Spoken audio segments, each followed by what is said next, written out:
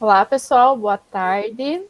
Estamos aqui com mais uma oficina da nossa 7ª CEMEP. Deixa eu pegar o nome certinho da oficina aqui. Então, algumas possibilidades do software Scilab, não sei se eu li certo, e do pensamento computacional para aprender, estudar, ensinar e aplicar matemática.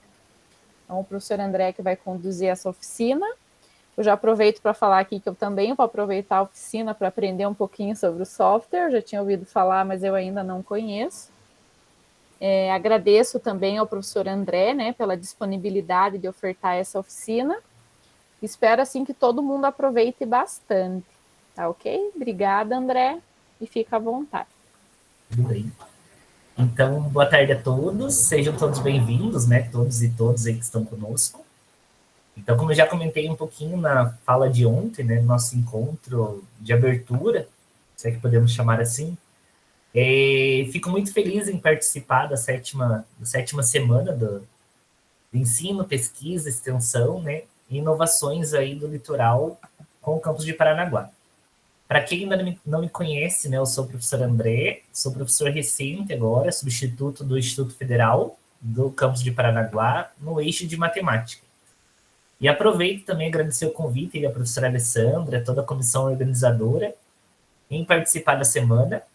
Quando ela me fez o convite, né, de participar, ofertando aí uma oficina sobre tudo, a apresentação de algum trabalho, eu pensei, por que não, né? Vamos aproveitar o espaço que vivemos, o contexto que vivemos, para também mostrar o quanto as tecnologias elas têm aí uma ferramenta muito, elas são potencializadoras, né? Sobretudo nos diferentes campos de conhecimento.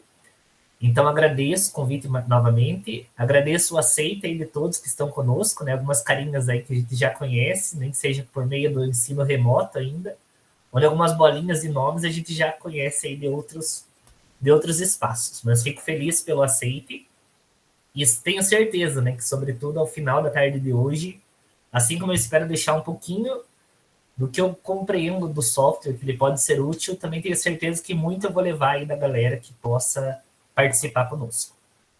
E então, se vocês me permitem, eu vou compartilhar a tela e aí eu peço o auxílio de todos, no sentido de alguém que possa encaminhar aí as primeiras leituras, né? Eu trago material no sentido de que a gente precisa e fortifico a ideia de que a gente precisa superar algumas visões deformadas, né, de algumas áreas de conhecimento, e sobre elas eu trago a matemática, né, sobretudo, e aí a partir dela a gente vê o quanto o software do Scilab ela pode nos contribuir. Então, na verdade, trata-se, né, de um texto da Marina Colasanti, então quem puder colaborar na leitura, fica à vontade. André, acho Posso? que dá para você só aumentar o zoom um pouquinho mais, que ocupe a tela mais um pouquinho. Aí, Perfeito. ótimo. Obrigado. Posso ler ali o primeiro parágrafo? Fica à vontade. Eu sei que a gente se acostuma, mas não devia. A gente se acostuma a morar em apartamentos de fundos e a não ter outra vista que não as janelas ao redor.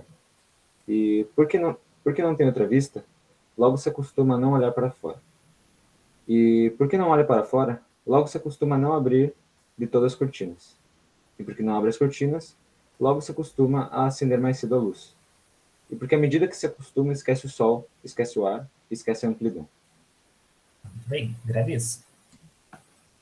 Se puder prosseguir ou um outro participante, fica à vontade.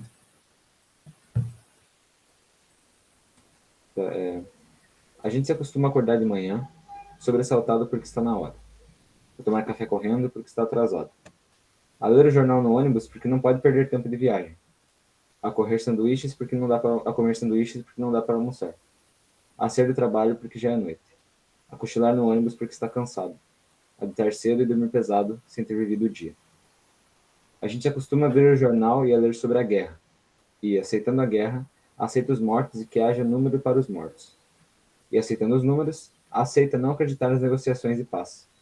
E não aceitando as negociações de paz, aceita ler todo dia de guerra dos números da longa duração.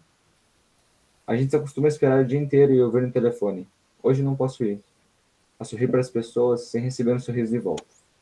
A ser ignorado quando precisava tanto ser visto. A gente se acostuma a andar na rua e a ver cartazes. Abrir as revistas e ver anúncios.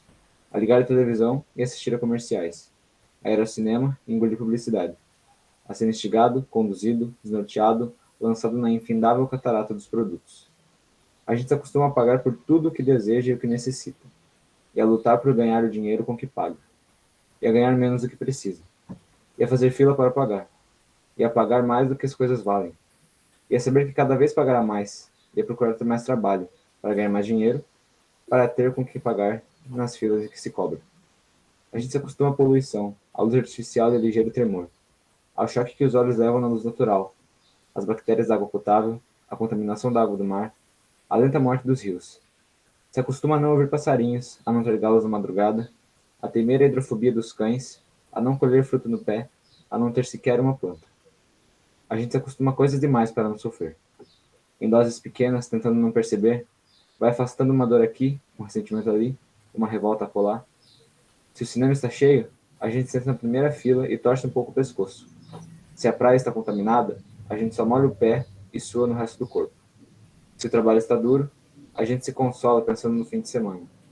E se no fim de semana não há muito o que fazer, a gente vai dormir cedo e ainda fica satisfeito porque tem sempre sono atrasado. A gente se acostuma para não se ralar na aspereza, para preservar a pele. Se acostuma para evitar feridas, sangramentos, para esquivar-se da faca e da baioneta, para poupar o peito. A gente se acostuma para poupar a vida, que aos poucos se gasta, e que de tanto se acostumar, se perde de si mesmo. Muito bem. Agradeço a leitura do colega, né? Eu só não consegui identificar quem foi, só se puder falar o nome aí, agradeço. Eu, Lucas. Lucas, muito obrigado, Lucas. Então, esse texto que o Lucas fez a leitura para nós, né? O Lucas é do próprio Instituto Federal, Lucas? Sim, sim. Sim, Sou de perfeito. MEC 19. Que curso? MEC 19. Perfeito.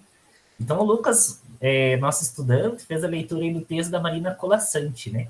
E aí, Lucas, eu pergunto ao Lucas, e se os demais também puderem fazer a gentileza, né? Algum momento do texto vocês conseguem se identificar? No sentido, olha, aquela parte ali é muito uma relação que eu percebo no meu dia a dia. Alguma parte do texto vocês conseguiram se identificar sobre ele? Falaram no chat ali, eu também acho que meio que a rotina, né, do dia a dia atual. Exato. Então, esse texto, na verdade, acaba sendo até um tiro no próprio pé, né? No sentido do quanto, na verdade, a gente vai se acostumando com certas medidas, seja por meio da rotina, como o próprio Lucas comentou, né? Como os próprios colegas ali no chat colocaram a relação de que sim, a maior parte, né? Muita gente se identifica. Alguém quer fazer um comentário de alguma tomada em específico, algum trecho específico do texto?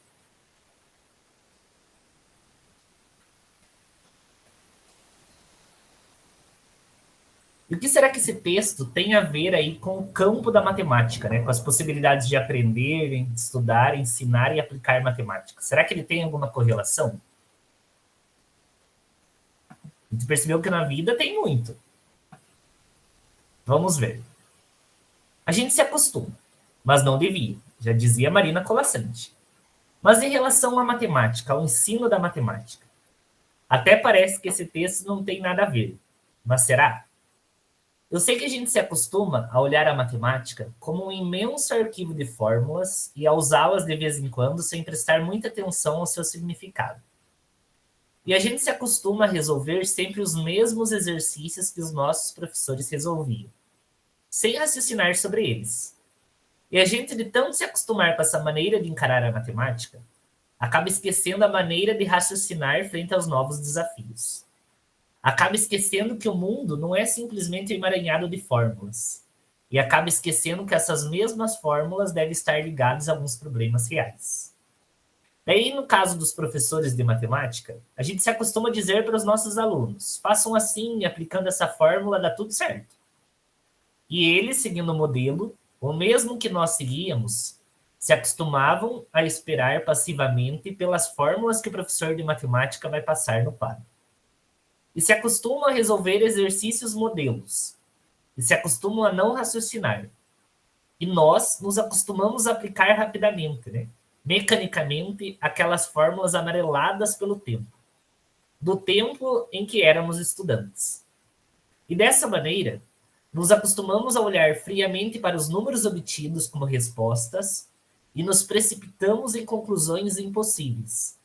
E nos acostumamos a olhar o número pelo número, e não paramos para pensar sobre o que ele realmente representa.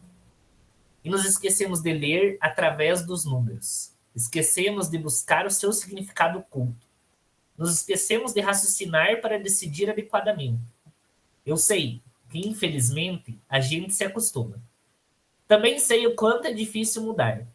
Deixar meio de lado aqueles hábitos há tanto tempo adquiridos. E ter coragem para aceitar novos desafios. Deixar-se envolver pela novidade, tomar gosto pelos desafios, mesmo aqueles mais sofridos, mais doídos, mais chorados, mais suados.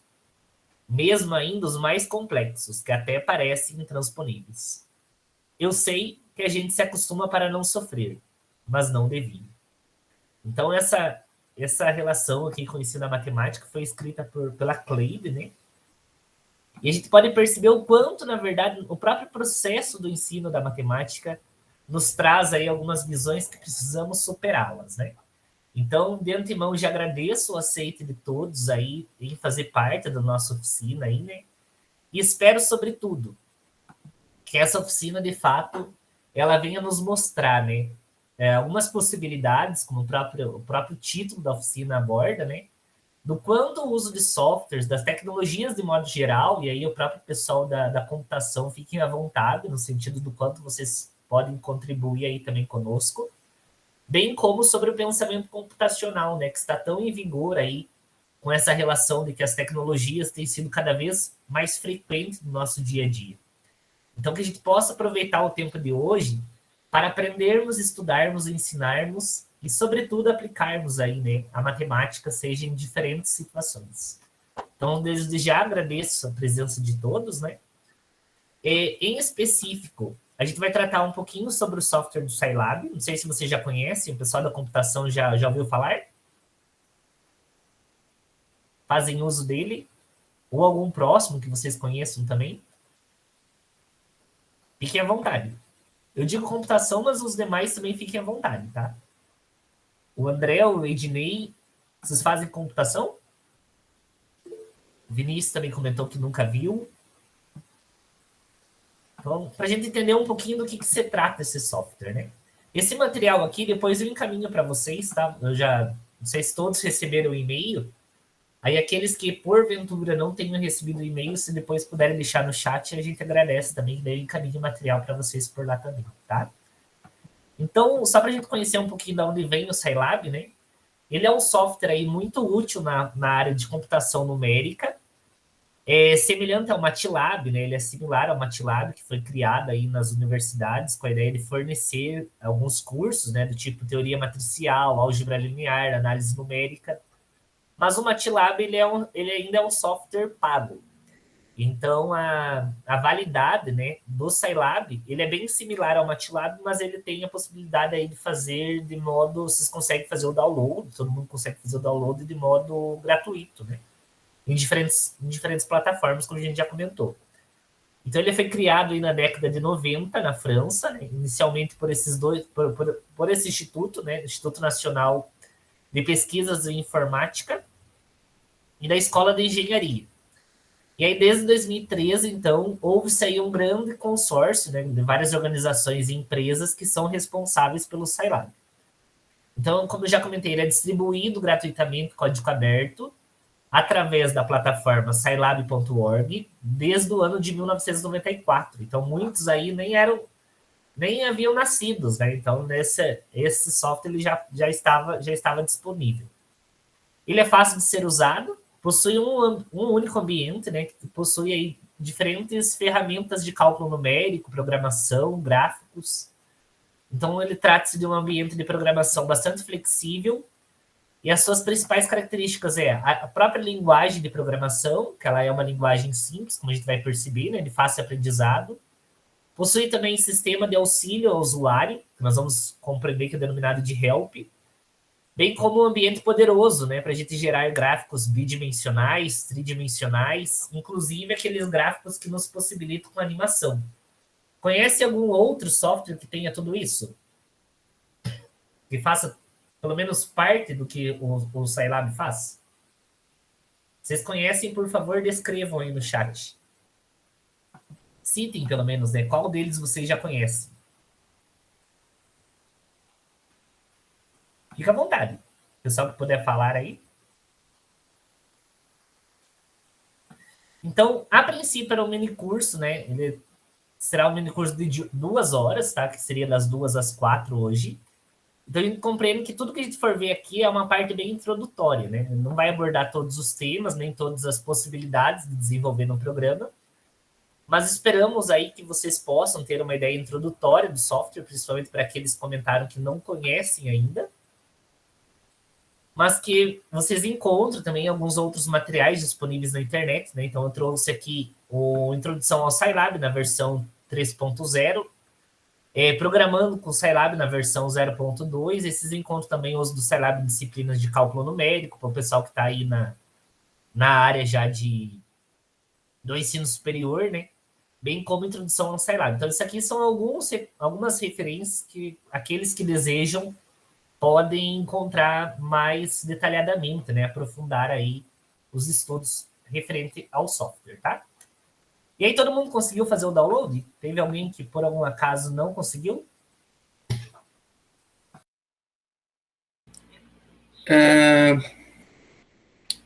Chamar de professor mesmo? Fique à vontade. Então, eu meio que cheguei a 7 minutos atrasado na reunião, então não deixou salvo aqui no chat. Não tô muito... Não peguei muito o início direi que a reuniãozinha, digamos assim. Certo? Quem tá falando? Só não consegui identificar. Ednei. Ednei. Perfeito, Ednei. Seja bem-vindo. Aí eu não recebi o link do download e eu não tô sabendo. Tranquilo. Eu encaminhei ali no chat agora o link. Nesse link, ao acessá-lo, vocês vão encontrar, ó, acho que está compartilhado a minha tela, né? Vocês conseguem ter a visão aí. Então, esse é o site original. Aí, aqui no campo Download, a versão mais recente é 6.1.1, né? Então, ó, já aparece ali as plataformas para download, então Windows, Linux. O único problema é que nós só temos ele na versão para computador, né? Não consegui encontrar ainda para a versão de celular. Não sei se ele está disponível. Tem uns que ainda não. Então, vocês vão encontrar aí, por exemplo, o Windows Vista, Vista do tipo 7, 8 ou 10, né? Dessas 3, o Windows Vista, outras plataformas do Windows, o Linux. Então, é possível fazer o download diretamente daqui, tá? E é um lugar seguro para fazer, né? Então, eu encaminho até quando vocês forem fazer o download, façam por meio da plataforma. Tudo bem? Quando iniciar o software, vocês vão perceber uma janela desse tipo. Então, quem já conseguiu fazer o download, provavelmente já iniciou aí ao abrir o software, aparece um ambiente desse formato. Concordam? Aqueles que estão conosco? Sim. Perfeito. Agradeço. Então, esse ambiente é o que a gente denomina aí, quando vocês forem perceber, vai aparecer essa setinha e essa seta piscando aqui, né? Este símbolo, ele é denominado de prompt do Scilab, tá? Então, ele indica que aqui a gente vai poder escrever um comando. Então, por exemplo, na matemática, as operações mais elementares que a gente conhece, quais são elas? Quais são as operações mais elementares? Alguém pode citar aí uma operação elementar em matemática? Multiplicação e divisão. Perfeito. Então, vamos pegar a multiplicação, por exemplo, que o colega comentou, né? No campo multiplicativo. Então, quem sabe como a gente indica uma multiplicação utilizando a linguagem computacional?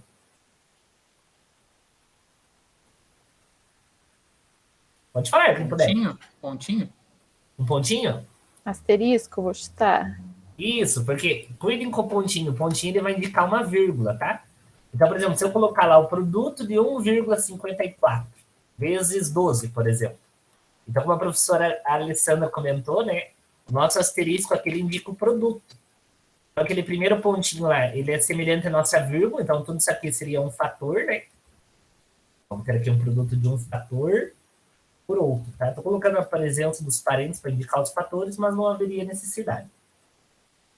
E aí ele aparece como resposta, né? Essa variável padrão, ans, tá? Essa variável padrão, ela indica que ela está armazenando o resultado. Tudo bem? Então, a resposta aqui do produto de 1 inteiro e 54 centésimos por 12 indicaria o produto 18 inteiros e 48 centésimos. Tranquilo? Vai lá, outra operação elementar que vocês conhecem. O colega comentou da divisão. Então, como eu faço divisão? Por exemplo, 14 divididos por 3, né? A gente indica para a nossa barra. Então, como 14 por 3 gerou aquele número decimal, matematicamente, o que a gente pode falar do 14 e do 3? Eles são o quê? Quando a divisão gera um número decimal. Podemos dizer que o 14 é divisível de 3? É divisível por 3? Não. Não, exatamente. Como a divisão gerou um número decimal, provavelmente, se a gente fosse trabalhar com o resto, sobraria o resto, né? Então, nesse caso, 14 não é múltiplo de 3, né? Ou ainda, não é divisível por 3. Tudo bem? E aí existem outras operações elementares. Então, vou passar aqui só para a gente conhecer um pouquinho elas. Então, como já comentado, a adição, simplesmente utilizamos o símbolo de mais, né, do tipo 3 mais 4. A subtração, utilizando o símbolo de menos. A multiplicação, sendo o nosso asterisco, né? A divisão, utilizando a barra. E aí, tanto faz a ordem, aqui no sentido de que barra virada inclinada para a direita ou barra inclinada para a esquerda, tá? A potenciação, façamos uso do acento, né? O acento circunflexo. E aí, lembro que a radiciação ela está elevada a um expoente fracionário, certo? Por quê? Porque toda raiz quadrada ela pode ser escrita como raiz quadrada de 4, por exemplo. 4 elevado a meio. Né? Então, todo radical ele pode ser reescrito na forma de uma potência em que o expoente é fracionário. Tudo bem? Tranquilo até o momento? Tá tranquilo. Então, digitando lá no próprio campo, né, onde a gente tem o nosso ambiente inicial aqui do Scilab, a ideia é que a gente consiga perceber esses valores, tá? Ele vai sempre apresentar como resposta. Então, para a gente brincar um pouquinho, eu gostaria que vocês fizessem aí, me dessem quanto dá esse retorno. Ó. 5 mais 3 vezes 2. Quanto vai dar essa expressão? 16? 16? Fazendo bem rápido, assim? Será que dá 11. 16? 11. Vai lá, por que dá 16 ou por que dá 11? 11, porque a multiplicação vem primeiro na equação. Muito bem. Exatamente. Então, como numa expressão né, que envolve o campo aditivo e o campo multiplicativo, nós sabemos que nós utilizamos a ideia de precedência. Né? Então, a multiplicação, como o colega comentou, ela vem por primeiro. E aí o próprio software também faz isso. Tá? Então, ele multiplica-se primeiramente para depois somar. Tranquilo? Vamos ver outro exemplo. Vai lá. 1 mais 2 elevado ao cubo. Quanto dá essa expressão?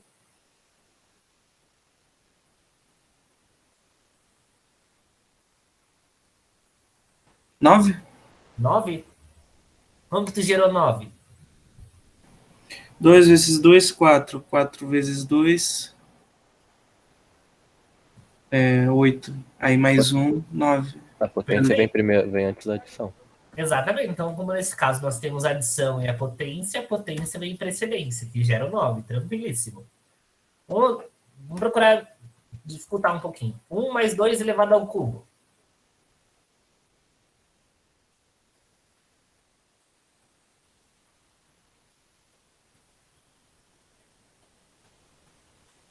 Quanto vai dar? 9. O próximo? Olha, 3 vezes 2 ao cubo. 24. 24. Porque 2 ao cubo aparece em precedência, né? Então ela vem por mais alta precedência do que nos vem por primeiro, vezes 3, 24. Certíssimo. Como que eu posso fazer, por exemplo, de modo que gere o valor de 6 ao cubo? Utilizando ali o asterisco, o 3 vezes 2 elevado ao cubo. Não entendi a pergunta. Por exemplo, o valor 24 também vai se gerar nesse valor? Essa nossa nova expressão? Essa nova expressão, ó, eu utilizei os mesmos A mesma sequência de passos. Será que ela vai me apresentar como resultado 24? Não. Sendo Não. que o senhor colocou ali, né? Vai dar prioridade à multiplicação. Daí 3 vezes 2, 5. 5 vezes 5, 25. Aí 25 vezes. Pelo que eu lembro, no caso, né? Ou vai passar. Longe. Só cuidado, que ali é 3 vezes 2, então 6, né? Daí o 6 ao cubo, tá? Que seria 6. Ah, tá. Obrigado. Imagina. Daí daria 36, 36 vezes 6, 216. Tudo bem? Ah, professor, só uma pergunta. Tem como dar zoom? Vamos ver. Que eu acho que eu confundi por causa que tá em pixel para mim, apesar de eu estar no computador. Uhum. Deixa eu ver se há a possibilidade. De dar um fato, zoom. dá pra ver quase nada dos números. Tá bem pequenininho, né?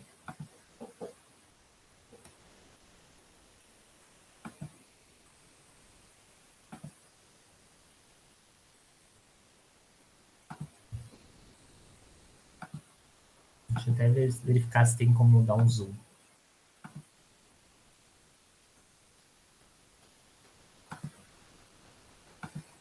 Olha, se não tiver, tá aí uma sugestão para aplicar no software.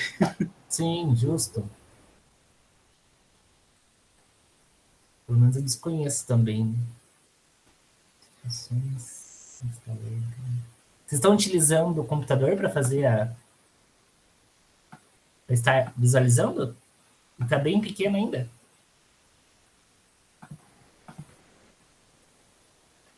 Tipo, eu tô utilizando o computador, não sei pro resto. Uhum. E eu tô acompanhando o compartilhamento, não tô, tipo, tá aí o compartilhamento e do lado tá aqui o software que eu tô utilizando, que instalei. Entendi. Isso, daqui a pouco a ideia é que vocês vão manipular sozinhos também. Não, daqui a pouco a ideia. O que eu pretendo é que vocês construam individual, cada um vai construir uma aí. André, eu consegui. Pode falar. Vai lá naquelas ferramentinhas que você tava ali. Nesse ponto de interrogação? Não, embaixo. Perfeito. Essa aí. Uhum. Aí tem no canto esquerdo ali, ó, fontes. Ah, show. Daí, nessa parte, aí, em cima, na verdade. Uhum. Aí. Essa barra, isso, daí é só aumentar ali. Perfeito. Vou botar um número bem... Vou até 60, acho que vai ajudar, não sei. Perfeito. Melhorou? Nossa Senhora. Agradeço, viu, Alessandro? Imagina. Agora melhorou? Pô, agora dá pra ver, pô, clareando aqui meus olhos. Agora ficou bem melhor, né? Então, por exemplo, vamos só terminar mais umas duas aí pra gente brincar. Então, quanto vai dar isso? Essa nova expressão. A gente acabou de perceber o que era isso mesmo? Eu tenho um número elevado... É a raiz quadrada de 16? Exatamente, raiz quadrada de 16, como o nosso expoente, né? Ele é um número fracionário, a gente já sabe que eu posso transformar na forma de radical.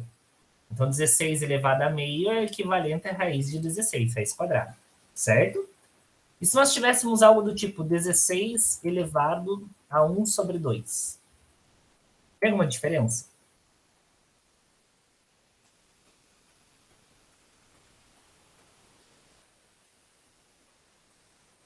Quanto vai dar isso de resposta? Ah, tem diferença agora que eu vi. Por quê? É. Isso vai dar 4, o de cima deu 8. Até porque a raiz de 16 não é 8, né? Por que de cima deu 8 e agora vai dar 4? Porque primeiro ele fez a potenciação e depois dividiu? Ah, muito bem. Então percebam-se que na primeira circunstância, no modo como foi representado, a forma, podemos dizer até a forma em que o computador fez a leitura, né? Foi o quê? Que ele levou 16 a primeira e esse resultado ele dividiu, né? Que seria 16 dividido por 2, 8. E aí, como o colega comentou, quando fazemos, né, 16 elevado a meio, aí nós compreendemos que seria a raiz quadrada de 16. Deu para entender a diferença dos dois? Tranquilo? Eu acho que se eu fizer no caderno vai ficar bem mais claro para mim.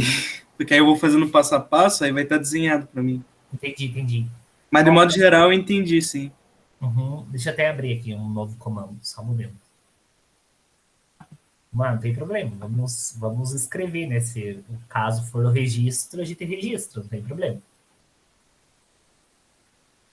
Então, isso, na verdade, é o que a gente tem que tomar cuidado na hora de programar, né? Para que a nossa sequência de passos, porque uma programação nada mais é do que aplicar um algoritmo. E o algoritmo nada mais é do que descrever uma sequência de passos. Então, por exemplo, se eu quero descrever uma sequência de passos que leve-se em consideração, por exemplo, lave, enxugue, né? Então, por exemplo, até a ideia do porquê, existem algumas piadinhas, né, internas. Por que, por exemplo, que o... Bom, vou abrir aqui só para a gente poder brincar um pouco. Por que o programador ele nunca sai do chuveiro? Porque ele sempre aplica aquela sequência e nunca termina, né? Seria sempre lave, passe, enxugue, né? Lave, passe, enxugue, lave, passe, enxugue. Então, nessa sequência, ele sempre segue a mesma. Por isso, a gente tem que tomar cuidado que a nossa sequência de passos seja a mais clara possível, né? Então, ó, o que eu comentei ali, ó, que nós tínhamos... Deixa eu só melhorar isso aqui. Então, nós tínhamos lá o 16 elevado a meio, né? Então, essa era uma representação. E a outra representação dada era o 16 elevado a meio. Vai lá, quem falou para nós aí que se tivesse escrito ficaria mais fácil de compreender? Eu, Ednei. Tá? Então, ó, nessa primeira, o que ele fez? Ele representou, primeiramente, essa expressão, tá? Essa potência dada. Então, nós vamos ter aqui o valor de 16 divididos por 2, que aí ele encontrou o valor 8, né? Enquanto na segunda, o que ele fez? Ele já foi, já dividido, 1 dividido por 2. Isso. Que dá 0, e aí adiciona vírgula, etc. Isso, nessa segunda ele utilizou a ideia do quê? Ó? Quando nós temos, por exemplo, um radical, né? Em que o nosso radical, ele tá, o nosso radicando aqui é a elevado a n, o nosso radical da nossa raiz possui um expoente enésimo, a gente apresenta isso aqui na forma de uma potência em que o expoente se torna fracionário, né? O A do tipo A elevado a n sobre n. Tudo bem? Vou só melhorar essas perninhas aqui, só para vocês não confundirem. E ficou rastro da careta. Então, ó, o que eu quero destacar é que o 16, nesse caso, vocês têm essa forma escrita aqui. Ó. Vocês têm o 16 elevado a meio. Então, eu posso reescrever isso sendo a raiz quadrada de 16, que aí vai gerar o valor 4, né? Tá? Então, tomem cuidado. Às vezes, a presença de um parênteses já indica alguma outra diferença da expressão, né? Assim como a gente está acostumado a fazer, por exemplo, quando vocês comentaram a maior precedência é o que aparece nos parênteses. Então, a mesma lógica, ela segue aqui no Scilab, né? A potência tem a maior precedência, seguida da multiplicação e da divisão, né? E, por fim, a adição e a subtração. Tranquilo? Bom, para a gente conhecer algumas outras finalidades, né? Só para a gente passar, para a gente poder depois manipular. É possível também no Scilab armazenar valores. Então, quando eu defino variáveis, né, que serão usadas na sessão de trabalho, então, se eu utilizo um comando em que o meu A é 13, o Scilab vai compreender de que A é 13. Então, por exemplo, se eu construir um comando lá, sei lá, vamos utilizar até o comando A igual a 13. Ele já compreendeu que a variável A maiúsculo é 13, certo? Se eu fizer A mais 7, ele vai me definir o valor de 13 mais 7, que vai gerar 20. Ok? E se eu digo para vocês que o A minúsculo vale 2, quanto vai valer o A maiúsculo mais o A minúsculo? Qual será o valor dos dois? Dessa expressão, A maiúsculo mais A minúsculo? Eu acho que só vai considerar o que o senhor colocou lá. Falou, o A maiúsculo é igual a 13. Porque o senhor colocou o A minúsculo, você não atribuiu o A minúsculo especificamente. Isso. Igual a 2. Aí, por isso que ele foi... não, você atribuiu agora. Agora que eu tô entendendo. Tá? 13 mais 2, 15. Ai, 15, caramba. perfeito. Então, uma vez em que você já tem armazenado aquele valor, no software, ele vai utilizar aquela variável sumindo aquele determinado valor que tu deu. Tá? Então, por exemplo, na verdade, você que está trabalhando no software, né? A ideia de programar é você que vai dando os comandos para o software executar. Tudo bem? Tranquilo? Tranquilo. Tá? Então, vamos ver, ó. Assim como outras linguagens, né, o Scilab ele também possui algumas regras a respeito. As variáveis são sensíveis a maiúsculas e minúsculas, como a gente já pôde perceber, né? Se eu atribuo, por exemplo, que o B maiúsculo vale 2, e sem atribuir o valor do B minúsculo, ele não vai compreender que o B minúsculo também vale 2 até o momento que eu atribuo o valor para o B minúsculo, né? Os nomes devem começar com letras, caracteres são acentuados não são permitidos, e bem como outros, né, do tipo caracteres especiais também não são permitidos, do tipo cifrão, percentual, né? Então, essas formas de representar no software não é possível. Então, alguns exemplos de nomes, né? Eu trouxe aqui alguns exemplos de nomes, e segundo as regras, os 3 primeiros nomes referem-se a variáveis diferentes, né? Por isso que, por exemplo, a variável média, percebam que ela teve aí diferentes modos de representar. Por quê? Porque ele leva em consideração a questão da letra estar maiúscula ou minúscula, bem como outros caracteres. Por isso, tomem cuidado com isso, tá? No caso de constantes numéricas, para que a gente possa utilizar, né, com vetor, matrizes, eu penso que a grande maioria dos que estão conosco já é o pessoal do ensino médio, certo? Já ouviram falar de matrizes? Já. Já? Perfeito. Então, para que a gente possa manipular dados, né, que estejam na forma de matrizes, que nada mais é do que uma forma de ordenar valores em linhas e colunas, né, como a gente vai perceber, e manipular esses dados, o Scilab pode utilizar disso, tá? Aí vocês vão me perguntar, então como que eu vou colocar o valor de π, né? O que era o π mesmo na matemática? Alguém lembra o que é o π? Que é o valor do 3,141592. É a proporção do raio para o perímetro. E isso, na verdade, a gente chama da razão, né? Que seria aí pelo que o Cleber comentou, da proporção em relação ao comprimento da circunferência pelo seu 2 vezes o raio. Como a gente chama 2 vezes o raio? Diâmetro. Diâmetro, exatamente.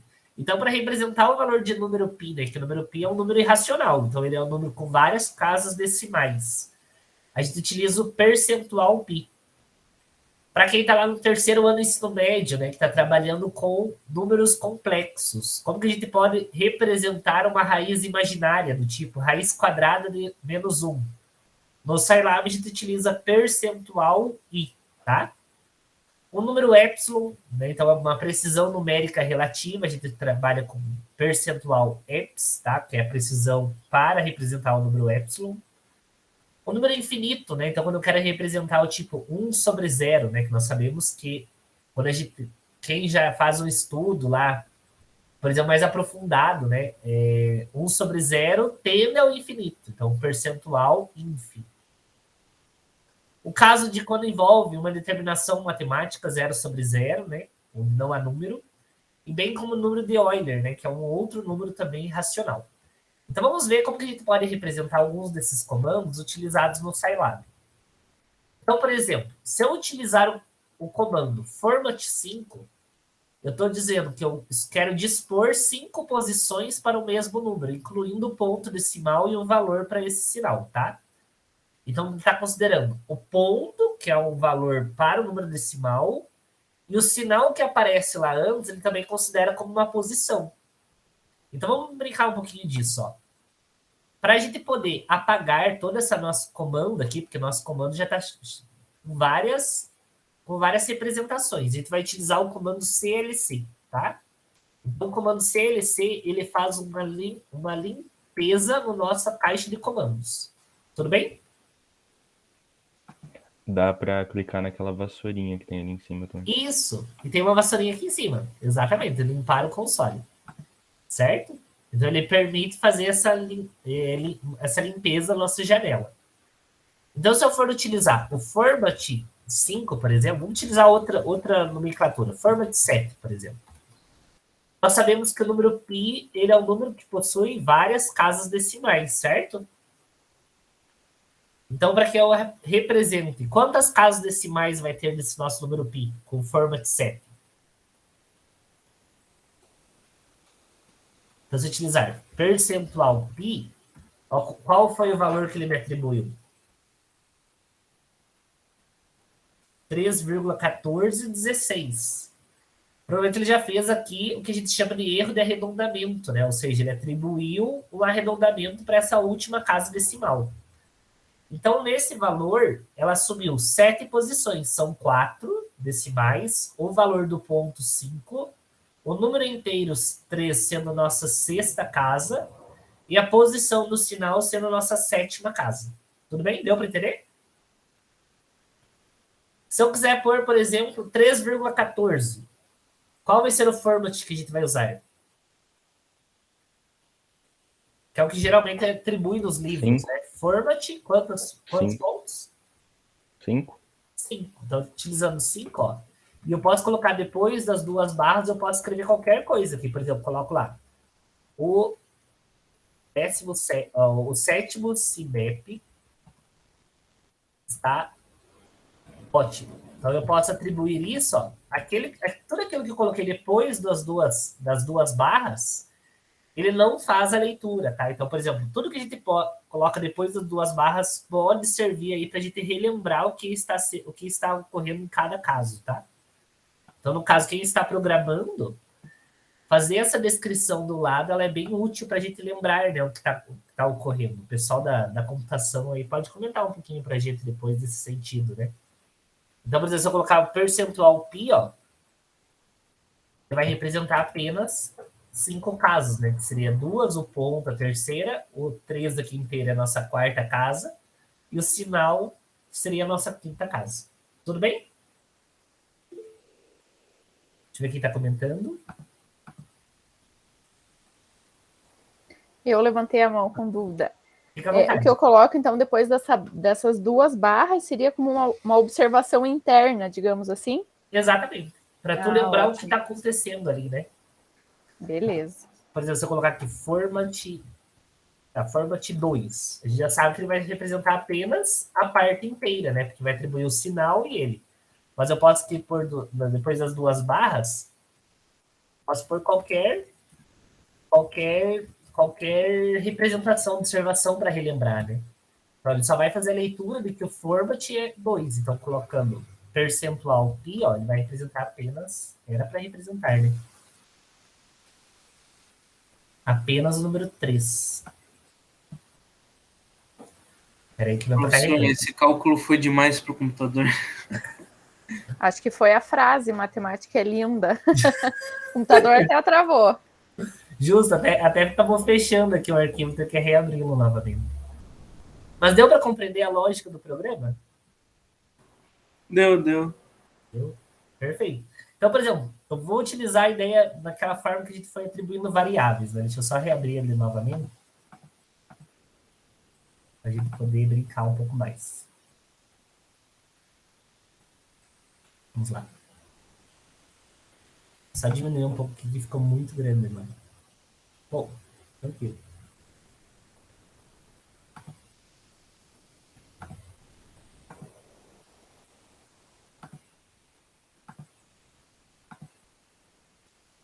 Vamos brincar assim um pouquinho. Então, eu posso colocar mais de um comando, né? Então, tudo depois que eu coloco nas 2 barras é sempre considerado um comentário. Então, se eu coloco lá, por exemplo, fitas, eu vou atribuir o valor de fita sendo 3. E aí eu posso pôr depois das minhas barras, que aqui eu estou colocando o número de rolos de fitas, né? Fitas adesivas, por exemplo. Certo? Então, ele vai atribuir que o número de fitas é 3. Se eu considero que, quero pôr novamente, borrachas é 2, blocos é 3 e ponto e vírgula, fitas é 5. Então, a gente acabou colocando mais de um comando numa linha, concordam? Na primeira, a gente só atribuiu o valor de fitas sendo 13, agora a gente atribuiu mais do que um comando. E aí, no Scilab, a gente vai perceber que tem diferença entre vírgula com ponto e vírgula. Então, ó, o que ele considerou? Qual que é a diferença da vírgula para o ponto e vírgula? Com a vírgula normal, ele desconsidera o bloco, pelo que dá para entender, os blocos. Exatamente. Então, a vírgula, ela indica que o resultado precisa ser apresentado, né? Ele atribuiu que a borracha, de fato, vale 2 e no ponto e vírgula ele suprime a visualização, né? Então, como no caso, ó, como a gente vai perceber, isso é bem útil quando a gente for trabalhar com números para representar, no caso de vetor, matrizes, né? Então, vou atribuir novamente o comando CLC aqui, só para a gente poder ter mais abertura. Vamos pensar para mim atribuir um vetor, por exemplo. Um vetor é aquilo que a gente escreve utilizando uma matriz, né? Sendo aí, por exemplo, se eu quero representar um vetor linha, é uma matriz que contém apenas a linha. O vetor coluna é aquilo que é uma matriz que contém apenas a coluna, né? Então, o vetor linha, por exemplo, eu posso representar um vetor V qualquer, utilizando o uso de colchetes, né, para indicar que ali é um vetor. E aí eu vou separar, então, os meus valores dentro desses colchetes por espaços ou vírgula. Então, se eu indico, por exemplo, esse vetor 10, 20 e 30, ó, vou representar primeiro só utilizando as vírgulas. Ele só está me indicando o vetor linha, concordam? E para me representar a coluna? Aí eu utilizaria ponto e vírgula, tá? Porque daí ele considera-se que já está na outra linha. Então, por exemplo, o vetor W, que ele vai utilizar os comandos 1, 5 e 3, por exemplo. Ponto e vírgula, perfeito. E nós vamos ter 1, 5 e 3, concordam? Tudo bem? Ué, então, aqui, que a gente está vendo agora, é algo mais manual em comparação às outras linguagens que a gente utiliza na programação, certo? Sim. Pelo que eu entendi, porque você colocou o manual aí, né? Oi? O senhor colocou tudo no manual da linha e da coluna. Isso, exatamente. Para atribuir, tá lá no manualzinho também, que depois eu encaminho para vocês, tá? Então, por exemplo, para mim atribuir o vetor linha, basta utilizar vírgula ou espaço, né? Se eu também, ao invés de utilizar vírgula, eu posso utilizar espaço. E se eu quiser atribuir um vetor coluna, basta utilizar o ponto e vírgula. Tudo bem? Uma pergunta, tem como atribuir números aleatórios? Tem. Não. Tem? Inclusive, eu quero que vocês produzam um.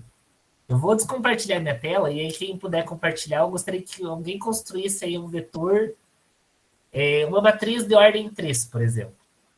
O que seria uma matriz de ordem 3?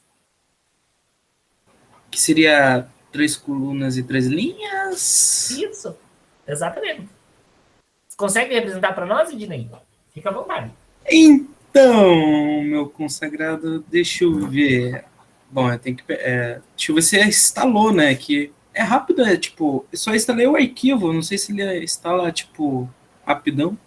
Isso, na verdade, na hora que tu for abrir ele só vai pedir qual idioma. Aí tu seleciona a língua, o português, acho que tem até português brasileiro, se não me engano. Ah, beleza, então só vou fechar algumas abas aqui do Opera Fique à e vontade. limitar a memória RAM dele para eu. Porque é o notebook trabalhista, né? Eu chamo de trabalhista porque, né? Eu acho engraçadinho. Tranquilo.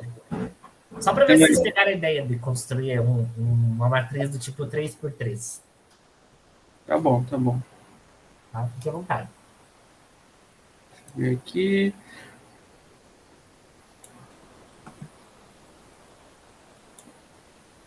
Tá. O Sérgio acho que conseguiu ali construir também. Ele comentou que deu certo. Deixa eu começar a apresentar. Tranquilo. Tela inteira.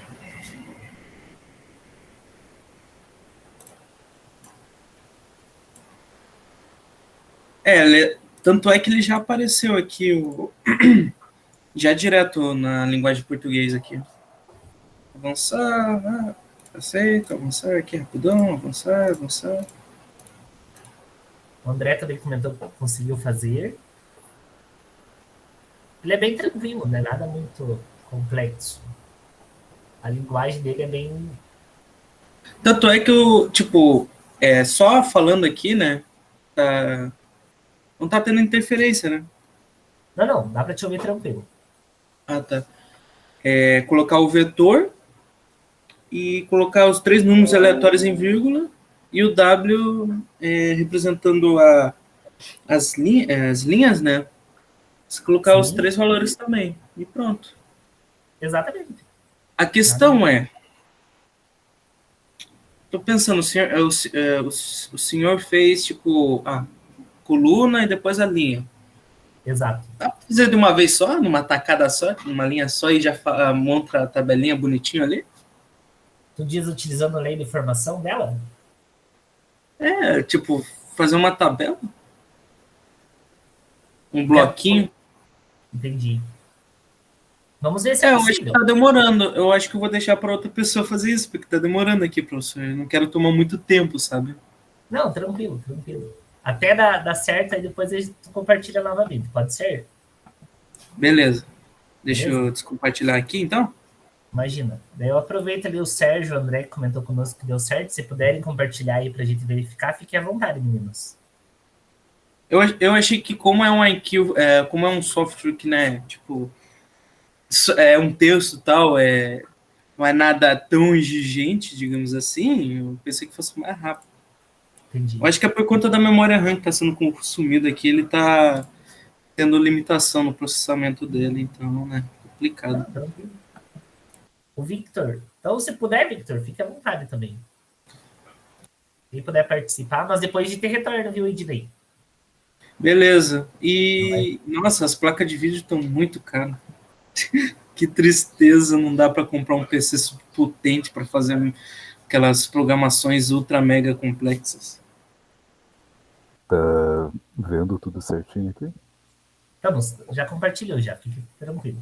Só ver aqui, ó. Aí, Eu vou construir aí uma matriz qualquer. Pode ser. Eu indiquei uma quadrada para a gente poder brincar um pouco mais, né?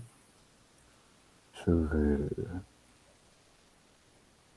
Peraí que eu só tenho que pegar um negócio aqui. Rapidinho, eu já volto. Tranquilo. Eu esqueci de pegar um negócio para minha mãe. Quem pode? Sérgio, André.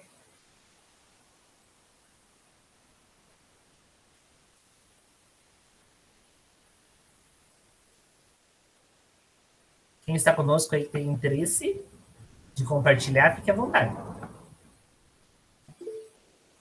Pode, claro, Sérgio. Eu falei apresentar, olha a minha cabeça, eu vou apresentar no celular. Deixa eu abrir a câmera aqui, peraí. Tudo bem. Dá pra mostrar aqui, eu acho. Tu conseguiu fazer pelo celular? Não, é que eu tô no computador aqui na minha frente. Entendi, tu tá logado em ambos. Perfeito. Então explica para nós aí como que tu conseguiu descrever essa matriz. Eu fiz o que o senhor falou. Para os elementos na mesma linha, você usa a vírgula. Então aqui tem uma vírgula, todas as linhas. Quando você quer ir para outra linha, você só usa o ponto e vírgula. Perfeito. Certíssima representação aí, ó. A gente pode perceber 3, 4 e 5 são elementos que estão na primeira linha.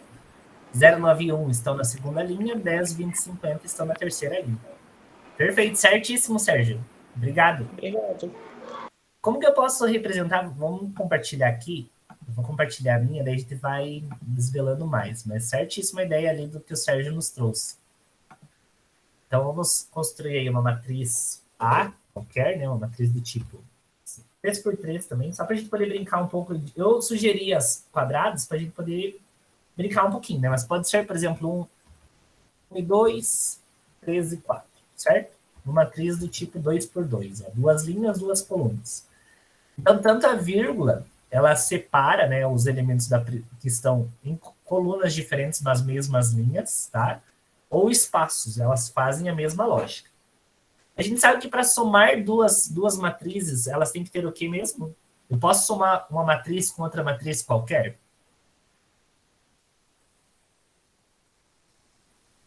Como que faz a Elas têm soma? que ter ordem igual? Oi? Elas têm que ter ordem igual? Isso, então elas têm que ter as mesmas dimensões, né? Quando a gente diz ordem, envolve a ideia de que linhas e colunas precisam ser iguais. Mas eu posso somar, por exemplo, uma matriz do tipo 1 vezes 2, né, que seria uma linha e 2 colunas, por outra matriz também de uma linha e 2 colunas. Então, eu atribuí as quadradas aqui, mas elas não precisam ser necessariamente quadradas, né? Ó, se eu for construir lá outra matriz 4 e 5, por exemplo, e 6 e 7. 6 e 7. Então, matriz que tem as mesmas dimensões. Como que é feita a soma de duas matrizes? Alguém lembra? Então, para somar, elas têm que possuir a mesma dimensão. O colega comentou. Se for uma de ordem 2, a outra também tem que ser de ordem 2. Mas isso significa que o número de linhas de uma tem que ser igual ao número de linhas da outra, e o número de colunas de uma também tem que ser igual ao número de colunas da segunda. Então, por isso que eu digo, as dimensões precisam ser iguais. E como que faço a soma de A mais B? Nesse caso, né, que eu chamei o A na primeira matriz e o B sendo a outra matriz. Daí não teria que atribuir da mesma forma que o senhor considerou o B igual a... O senhor colocou ali, tipo, como se fosse... tá localizado isso aqui, e eu quero que você some isso aqui que está no A e B. Perfeito. Então, para que eu possa somar os dois, mas como a gente sabe, quanto vai dar, por exemplo, o primeiro elemento da matriz dada pela soma das duas? Alguém sabe dizer? O elemento que está na primeira linha, a primeira coluna. É 5. Nesse caso, é só somar os elementos que estão na mesma posição nas duas matrizes, né? Perfeito. Então, o elemento que está na primeira linha com a primeira coluna da primeira matriz, soma com o elemento da primeira linha, a primeira coluna da segunda matriz, né? Então, a soma de ambos vai gerar exatamente o que a gente conhece, né? Que seria posição de uma com a posição respectiva da outra e assim sucessivamente, certo? Então, 1 mais 4 vai gerar 5, 2 mais 5 vai gerar 7, 3 mais 6 vai gerar 9 e 4 mais 7 vai gerar 11, certo? Isso vale para a diferença? O que é subtrair uma matriz?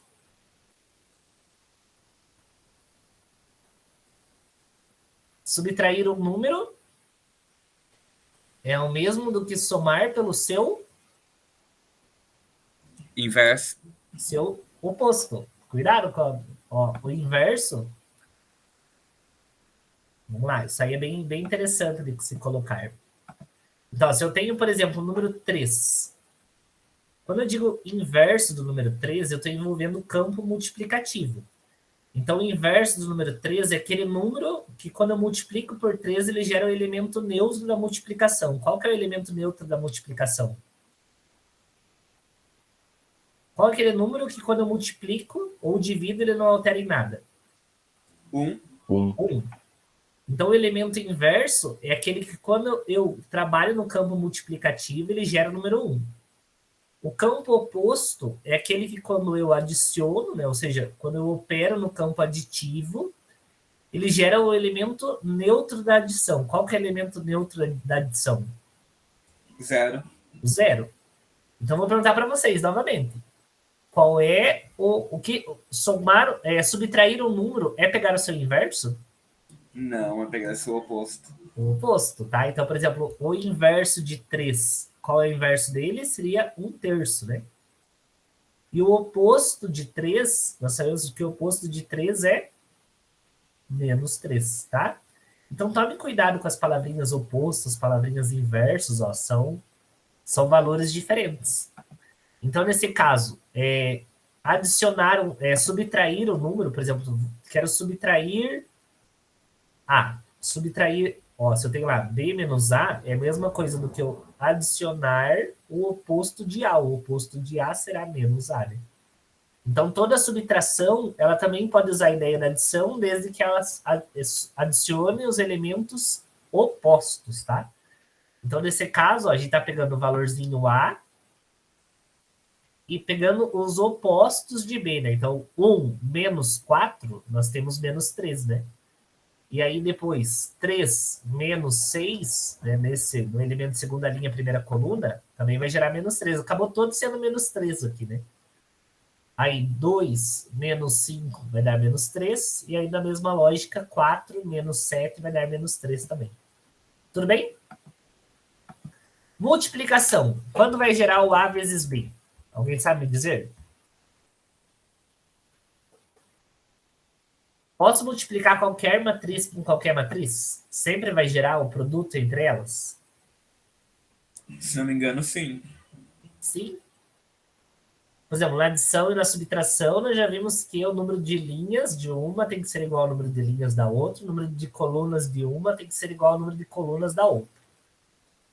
E na multiplicação? Não existe nenhuma condição de existência?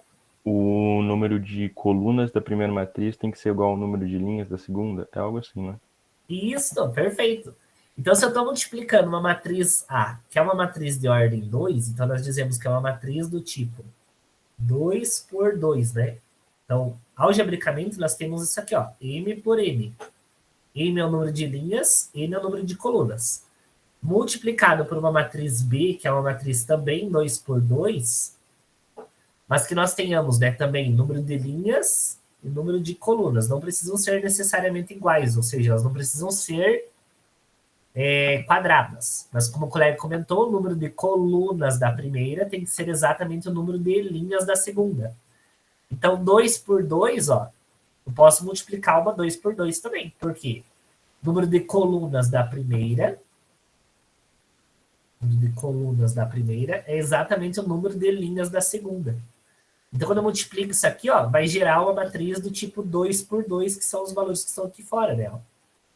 A matriz dada pelo produto de A por B vai gerar uma matriz C, vamos dizer assim, em que o produto dela é o número de linhas dela é exatamente o número de linhas da primeira, e o número de colunas dela é exatamente o número de colunas da segunda, né?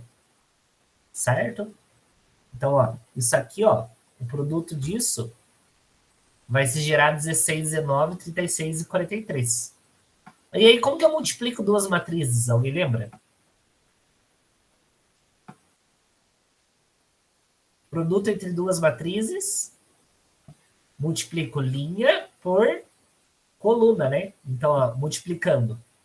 A primeira linha da primeira coluna da segunda matriz vai ficar 1 vezes 4 dá 4, mais 2 vezes 6 dá 12. 12 mais 4, isso, 1 vezes 4, 4, 2 vezes 6, 12.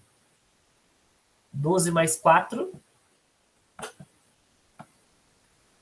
16, né? Que foi o nosso primeiro elemento aqui. Tudo bem? Então, só para relembrar, né? Isso aí você já deve conhecer. Concordam? Vocês têm aqui uma matriz do tipo 2 por 2, ou poderia ser qualquer outra, né? Eu vou ter aqui, ó, primeira linha, primeira coluna, primeira linha, segunda coluna, segunda linha, primeira coluna e segunda linha, segunda coluna. Estou multiplicando essa matriz pela matriz B, né? Que eu vou colocar aqui, ó.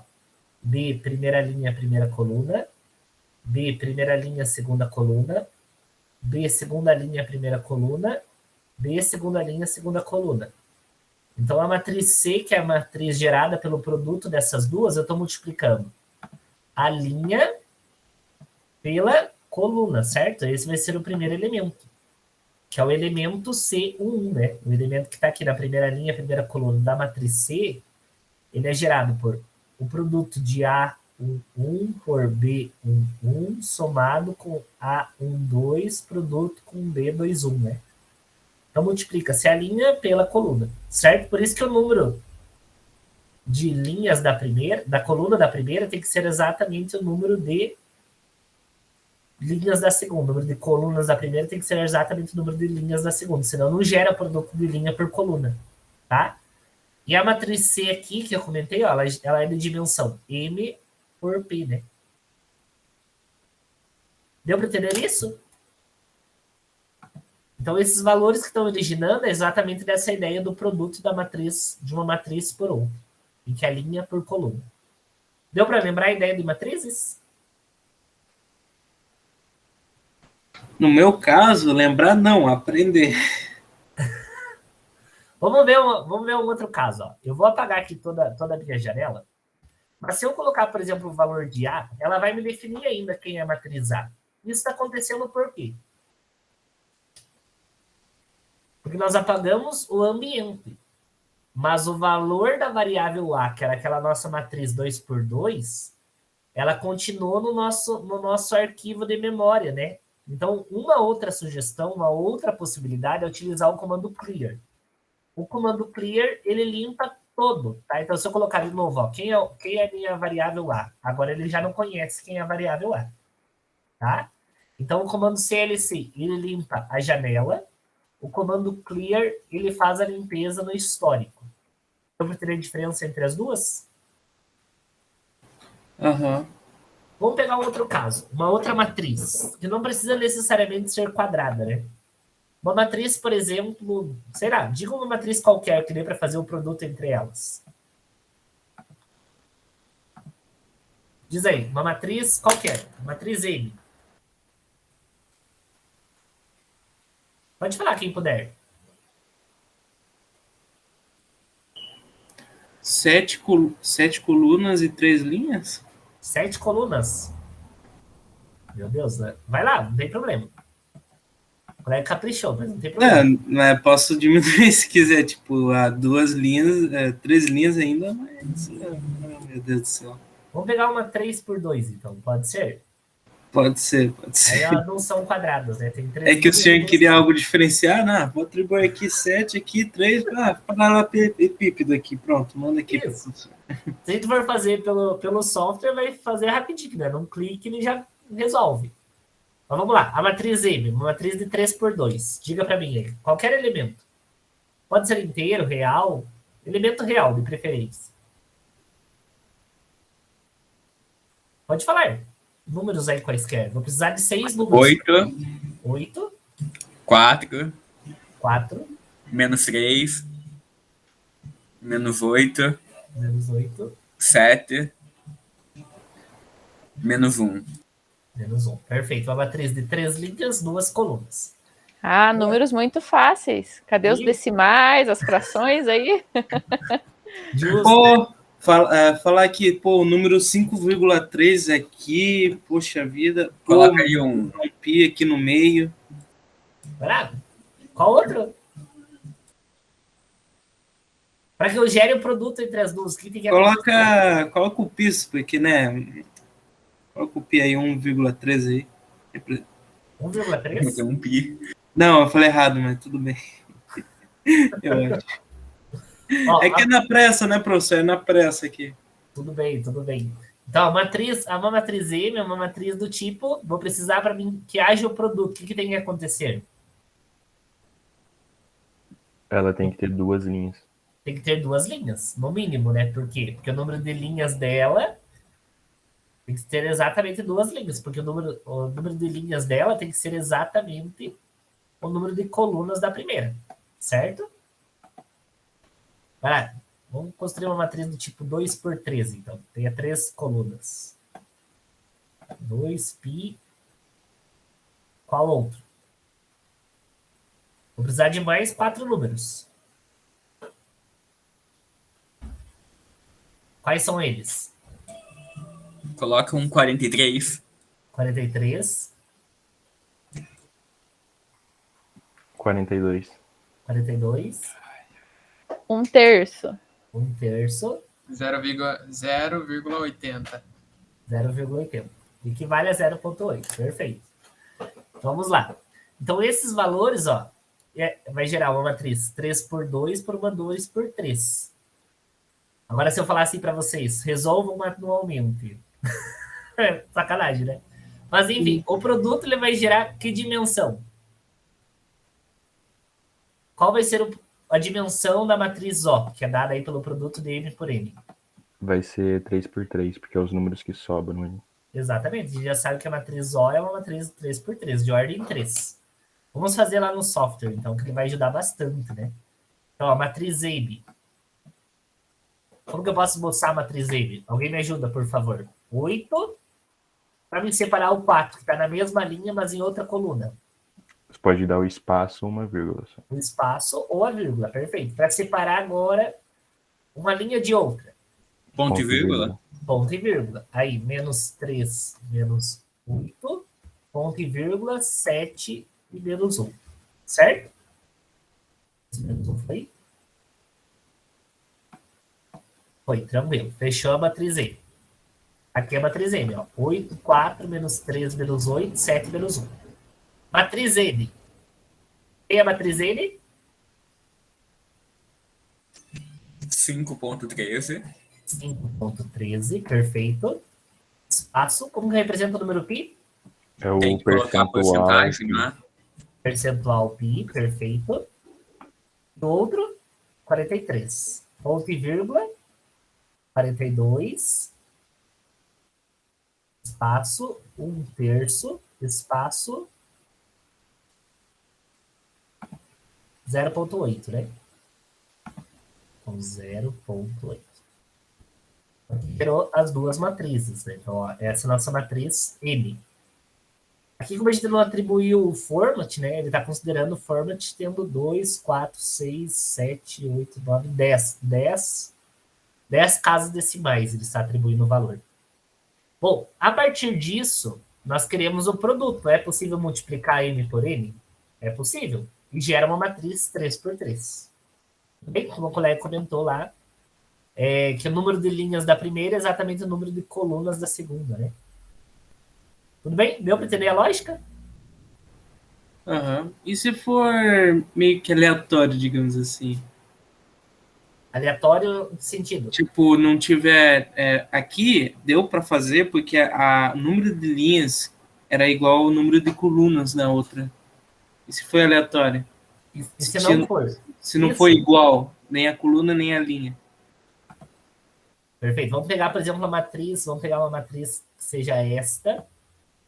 Vamos considerar ela ser uma matriz P, então. A matriz P é uma matriz do tipo 1/3, né? Aí nós sabemos que tem uma linha e 3 colunas. Aí o número de colunas da primeira não bate com o número de linhas da segunda. Matematicamente isso é possível? Não dá para fazer multiplicação. Vamos fazer o produto de P aqui, ó. Vamos colocar o P aqui. P é o P. Não, excelente pergunta do colega. Ó, 5 pontos. Tirar dúvida, né? Justo. Percentual π, 43. E agora multiplicando. Ó. Então, essa aqui é a nossa matriz P, né? É a matriz.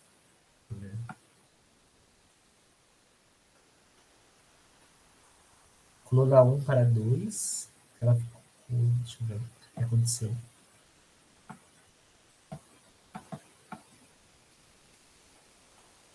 Se eu for multiplicar lá a minha matriz M por P, ele precisa representar que ela não está definida, né? Ó, inconsistente. As dimensões das linhas com as colunas. A gente Certo? só colocou direto, né? Isso, ele só atribui que não é possível.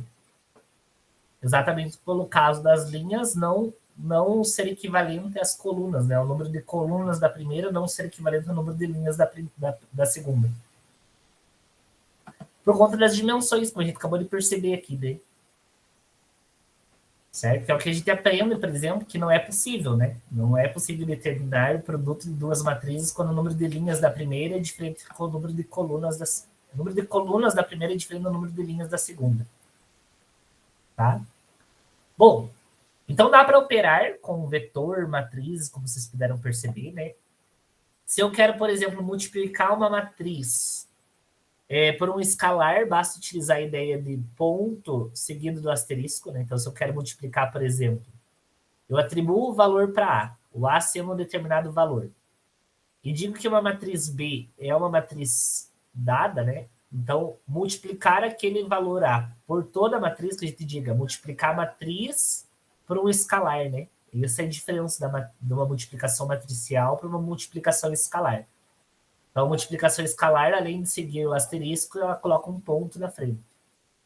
Tá? A divisão entre duas matrizes, né? Então, nós sabemos, podemos ter a divisão à direita e a divisão à esquerda, e que A sobre B é válida e é igual ao produto de A pela inversa de B, né? Já que está A sobre B. E o B sobre A é exatamente o produto da inversa de B por A, né? Bem como a divisão escalar, que é a mesma lógica da multiplicação escalar. A ideia de que potência de matrizes, então se eu tenho uma matriz B, estou elevando ao quadrado, é a mesma coisa se estivesse multiplicando a matriz B por ela mesma, né? E a potência escalar é quando eu multiplico cada um dos termos, né? Cada elemento da matriz está elevado àquela determinada potência. Tá bom? Deu para entender a lógica? Envolvendo matrizes? Um que eu pulei aqui que eu acho bem interessante também, além da gente poder esboçar a matriz utilizando linha e coluna, é possível também representar qual é o elemento, né, que está de acordo com a posição dele. Então, se a matriz M é uma matriz de uma linha, duas colunas, eu posso dizer qual é o elemento que está na primeira linha, segunda coluna, né? Nesse caso, da matriz M, o elemento que está na primeira linha, segunda coluna, é o elemento 12. E aí a gente indica por um par ordenado, tá? Então, o primeiro par ordenado que se refere à posição linha, o nosso I, e o segundo elemento aqui do nosso par ordenado se refere à coluna, né? A posição J, tá? Se eu perguntasse assim para vocês, qual é o M31? O que é o M31? É o elemento que está na terceira linha, primeira coluna. Qual é o elemento da matriz M que está na terceira linha, primeira coluna?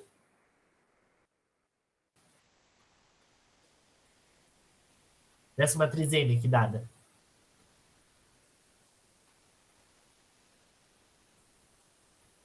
Qual é o elemento que está na terceira linha, primeira coluna?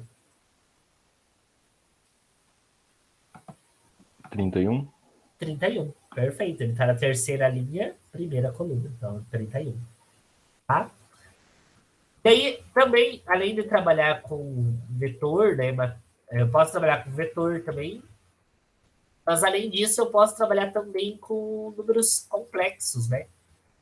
Então, números complexos, eu não sei se todos que estão aqui na sala já viram. Números complexos. O que é um número complexo? Alguém lembra?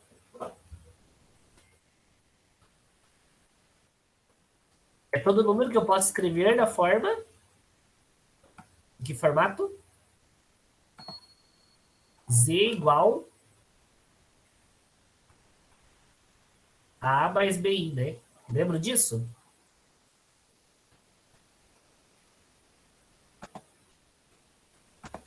Sim ou não? Isso, ó, o Edson colocou ali que ainda não viu, né? Provavelmente é conteúdo de terceiro ano. Mas para quem lembra, a ideia de números complexos envolve quando eu preciso, quando eu encontro, por exemplo, né, digo assim, x ao quadrado mais 1 é igual a 0. Essa expressão aqui, para que ela se anule, a gente encontra lá que x ao quadrado é igual a menos 1, então o x seria mais ou menos a raiz de menos 1, né? E nós sabemos que não existe uma raiz quadrada, né, real, em que o número seja negativo, certo? Se fosse raiz quadrada de 1, tranquilo, mas raiz quadrada de mais ou menos 1, mais ou menos raiz quadrada de menos 1, né? Isso aqui já não vai pertencer aos reais, mas pertenceria a um novo conjunto denominado de números complexos. Aí é possível também adicionar dois números, né? Então, por exemplo, no caso no Scilab, as operações são tão fáceis como no real, né? Então, por exemplo, se eu atribuo o valor de A 2 menos 3i e o valor de B 1 mais 2i, ó. Então, eu estou atribuindo 2 menos 3i sendo A, um Z1, né? 2 mais 3i. E um Z2 sendo o valor dado por 1 mais 2i. Que seria 1 na parte real e 2 na parte imaginária, tá? Então, o número complexo ele é escrito com parte real e parte imaginária. Então, esse i está indicando a parte imaginária. Então, nesse nosso caso, ó, 2 mais 3i é um número complexo. 1 mais 2i é outro número. Alguém lembra como eu faço a soma de dois números complexos? Alguém lembra como eu atribuo Z1 mais Z2? Para quem não está no terceiro ano, ainda é difícil responder essa pergunta, né? Posso responder? Fica à vontade. Ou eu não vale? Fica à Acho vontade, que não só. vale, né? É que acho que a maioria aí, o pessoal do ensino médio, né? Tipo, eu sou do primeiro ano iniciando ainda. Mais ou menos. Aqui no terceiro temos em geometria espacial ainda. Tranquilo. Então, de modo geral, né, a gente costuma adicionar parte real com parte real, imaginário com imaginário. Então, eu comentei aqui, quais delas são partes reais? É tudo aquilo que eu chamei de A. O 2 e 1. O 2 e 1. Então, para que eu possa somar, eu vou ter que adicionar este com este. 2 mais 1, 3. Quanto vai dar a parte imaginária? Vai dar 5? 5i? 5i, exatamente. Então, na verdade, isso aqui vai ser conteúdo que vocês vão aprender ainda, né, ao longo aí do processo de escolarização. Mas, de fato, vai dar esse valor. Ó. Então, vou até colocar aqui, ó, sendo o A, por exemplo, é 2 mais 13i. Aí, para a gente indicar a parte imaginária, percentual i, né? Multiplicado por percentual i. Então, esse é o nosso primeiro número complexo. Outro número complexo, que eu vou chamar de B, ó, foi dado por 1 mais 2, que multiplica por percentual i. Né? Então, ao adicionar A com B, é adicionar aqueles dois valores que gera 3 mais 5i, real com real, imaginário com imaginário. Aí, lógico, ao longo vocês vão ver a possibilidade de multiplicar dois números complexos, né? Isso aí vocês vão perceber ao longo aí do processo. Dá para trabalhar com números trigonométricos, então trigonometria você já sabe, né? Logaritmos, então tudo isso aqui depois encaminho para vocês, tá? Dá para a gente brincar um pouquinho com esboço de função. Se a professora Alessandra quer comentar algo, fica à vontade, professora. Não, tá tranquilo, André, pode seguir. Beleza. Aí, junto com matrizes, também nós temos determinantes, né? Acabei até passando, mas enfim. Determinante é um valor numérico, né? Gerado a partir de uma matriz. Então, se nós temos uma matriz de ordem 3, ó, 3 linhas, 3 colunas. O determinante de uma matriz de ordem 3, alguém lembra qual a possibilidade de se calcular? Como que eu calculo o determinante de uma matriz de ordem 3? Você repete as duas primeiras colunas, daí você faz a multiplicação da diagonal principal e secundária, indo assim, né?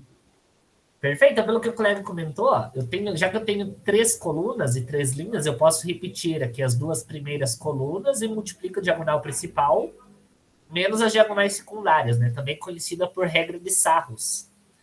Então, o nosso Scilab também calcula o determinante. Então, se eu tenho lá uma matriz A, 3 por 3, por exemplo, e quero calcular o determinante dessa matriz A, só colocar det A, que é o comando determinante da matriz A, seleciona a matriz e ele me dá a resposta do valor desse determinante. Tá? Além disso, eu posso escrever, né, uma matriz triangular inferior ou superior, utilizando o comando trio. Com L é a matriz triangular inferior, com U, trio é uma matriz triangular superior. A única diferença é que ele não escalona, né? Então, por exemplo, quando eu tenho uma matriz maiores do que de ordem 3, né, o escalonamento de uma matriz é muito útil para resolver um sistema linear. Nesse caso, só que ele não utiliza escalonamento, é uma pena, né? Porque aí a gente poderia encontrar a solução do nosso sistema linear de forma escalonada. O cálculo da função inversa, né, a inversa de uma matriz, se ela existir, bem como toda matriz ela possui inversa, já que eu comentei da matriz inversa. Possui ou não? Podemos dizer que toda matriz possui uma inversa? Acho que não, porque tá escrito ali se esta existir, mas eu não lembro. Se esta existir, então é porque existe alguma condição de existência, né? Qual é essa condição de existência? Alguém lembra? O pessoal que está no primeiro ano está vendo uma enxurrada de coisas de ensino médio, né? Provavelmente tem muitas coisas que vocês vão ver ainda, cenas dos próximos capítulos. Então, vamos ver, ó. Por exemplo, se eu calculo a matriz B, ó, matriz B é uma matriz de ordem 2. 3, 2, 1 e 5. É essa matriz aqui. A matriz C será a matriz inversa de B. Então, será essa matriz, ó, os dados bateram, a priori.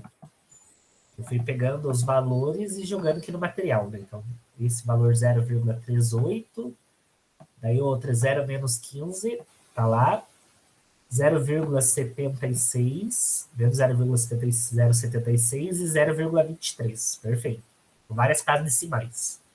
O que acontece quando eu multiplico a matriz B pela inversa dela, que é a matriz C? Alguém lembra? O que acontece? Produto de uma multiplicação de uma matriz pela sua matriz inversa? Muda o sinal daí de todas, não? Será que muda o sinal de todas? Primeiro, é possível multiplicar? É porque o número de colunas de uma é exatamente o número de linhas da segunda. Vai gerar essa... Isso, na verdade... Esse comandinho aqui, deixa eu ver o que aconteceu. A ideia é que ele zerasse, né? Gerasse só a matriz de identidade. Mas é alguma coisa da programação, tá? Tem que verificar até o porquê que isso aqui não zerou.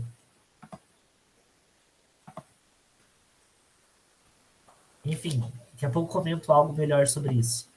Mas o produto de uma matriz pela sua inversa precisa chegar na matriz identidade, né? Que é aquela em que apenas a diagonal principal é unitária. Tá?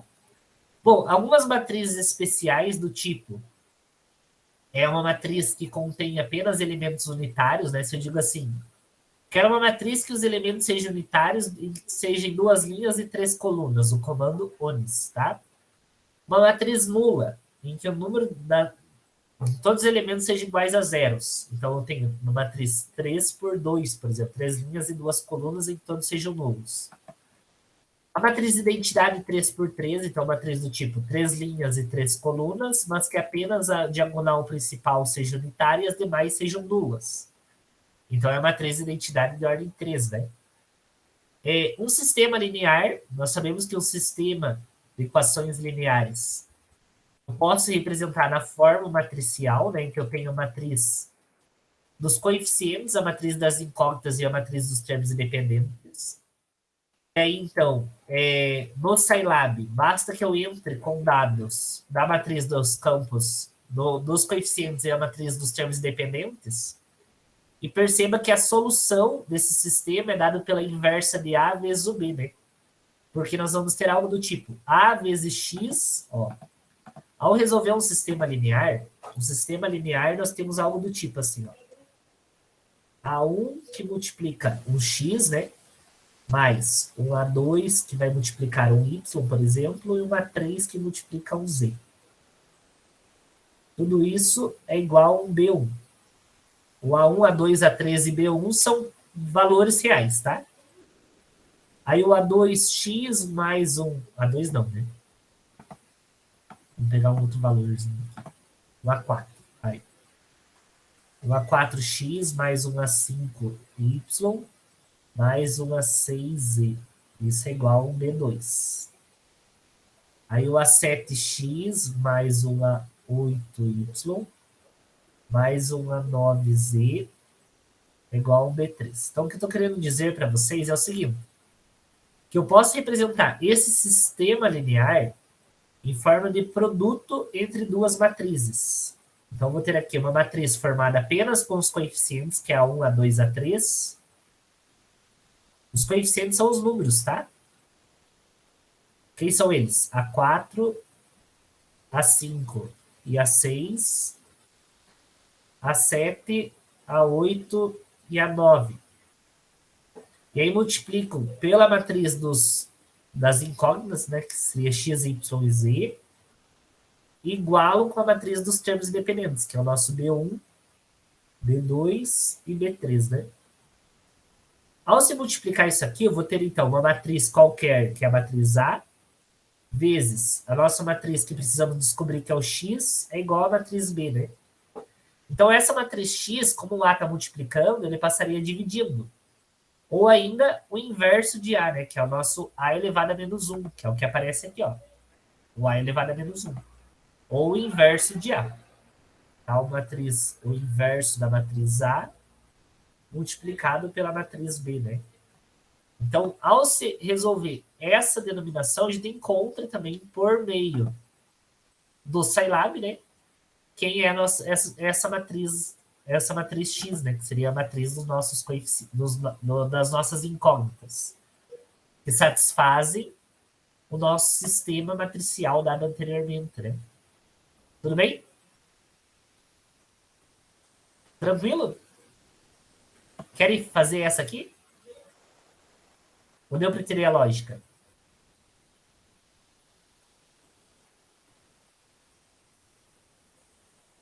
Bem, e aí, por fim, nós temos os gráficos, né? Acho que dá para partir para os gráficos, até para a gente poder explanar aí como fazer um esboço, né, do gráfico, a exploração, a construção gráfica.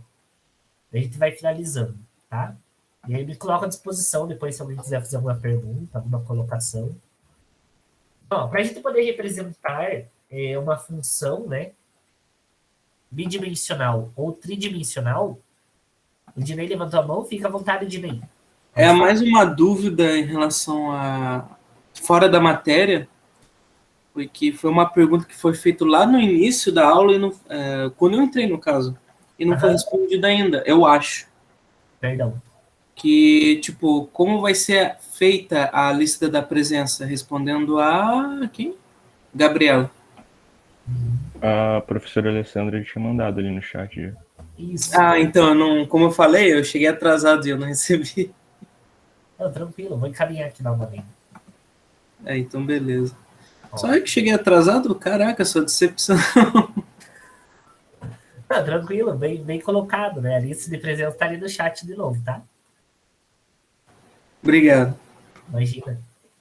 Bom, para a gente construir, então, fazer uma construção gráfica, né, utilizando o software, a gente vai precisar aí perceber se primeiro a gente quer um gráfico bidimensional ou tridimensional, né? E aí tem possibilidades de representar em diferentes escalas, coordenadas, a representação em si, a gente vai ver que alguns comandos também é possível. Então, a função básica para desenhar gráficos em 2D é a função dada como plot. Então, essa função recebe um conjunto de pontos x e y e desenha-os sob um plano cartesiano. Então, a gente sabe que quando eu trabalho em 2D, eu tenho pares ordenados tipo x e y, né?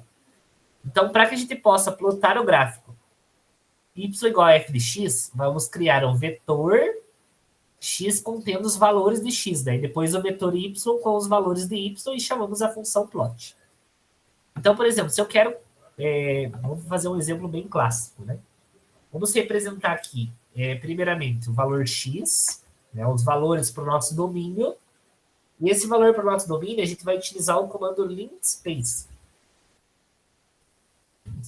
É o valor para o domínio. Então, eu estou dizendo assim, atribua o valor de 0 a 5 utilizando uma escala de 2π. Tá? Então, eu quero representar o valor de 0 a 2π até o valor 5. Ó, aqui está representando as colunas, mas não tem problema, só outra forma de representar.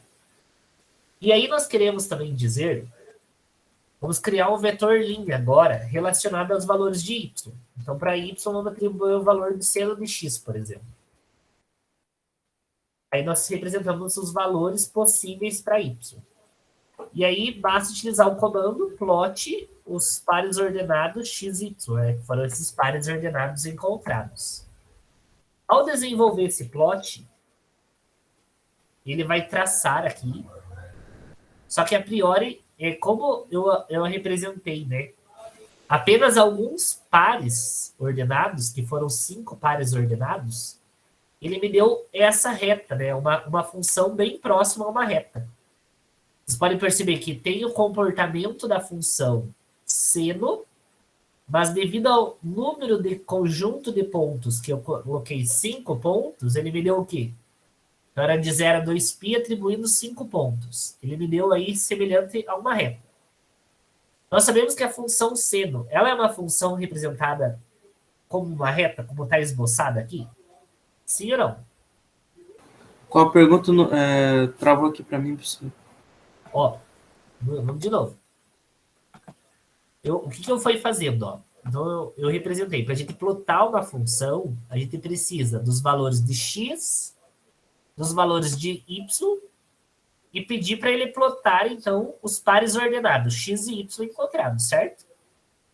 Assim como quando vocês estão desenhando lá uma função gráfica, uma função no gráfico, vocês encontram pares ordenados, vão atribuindo aqueles pontinhos e formam um conjunto de pontos, concordam?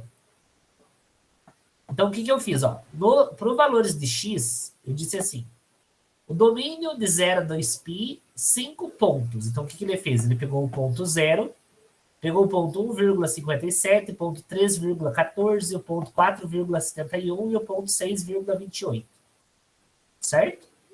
Esses são valores encontrados no intervalo de 0 a 2π. 5 pontos para x. Para y, ele diz que ele tem que satisfazer a ideia de seno de x. Então, nós vamos ter 5 pontos, de modo que quando eu substituir seno no zero, seno de 0 vale 0. O seno do outro valor, o seno de 1,57, a gente encontrou o valor 1. Então, para cada ponto de lá, foi atribuído o y sendo seno desse valor. Foi encontrado 1, 2, 3, 4, 5 valores também. E aí a gente pediu plot, ou seja, esboce o gráfico, né? Utilizando os pares ordenados x e y. Aí, na hora de plotar, ele me deu essa função. Eu posso dizer que essa é a função seno? Sim ou não? Do que vocês conhecem da função seno? Ela é a função seno, de fato? Não. Por que não? O que aconteceu com essa função? E aí, quem puder fazer a leitura, fica à vontade. O mesmo valorzinho que estava aqui, foi atribuído o mesmo valor. Verifique o que ocorre. O que acabou ocorrendo com a nossa função? Por que ela gerou semelhante a essa reta? Pessoal de Matemática 3 viu isso, hein? Qual que é a pergunta? Eu tava viajando aqui, eu nem... Ele foi dado 5 pares ordenados e a função seno de x, o y igual a seno de x. Com 5 pares ordenados, ele me deu essa função.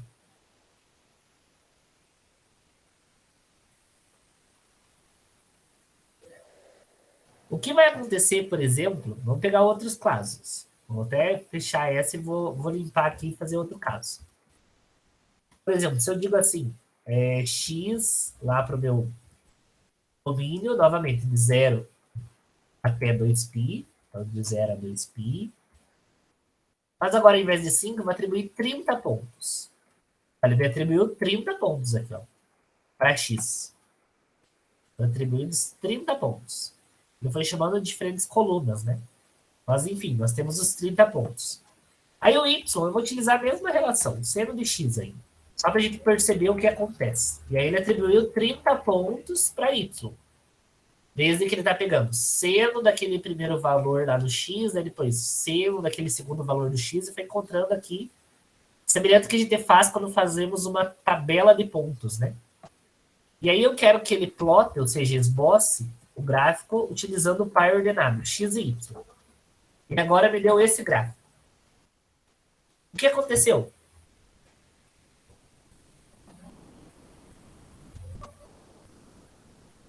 Bom, o seno de x, ele marca a altura dentro do círculo lá.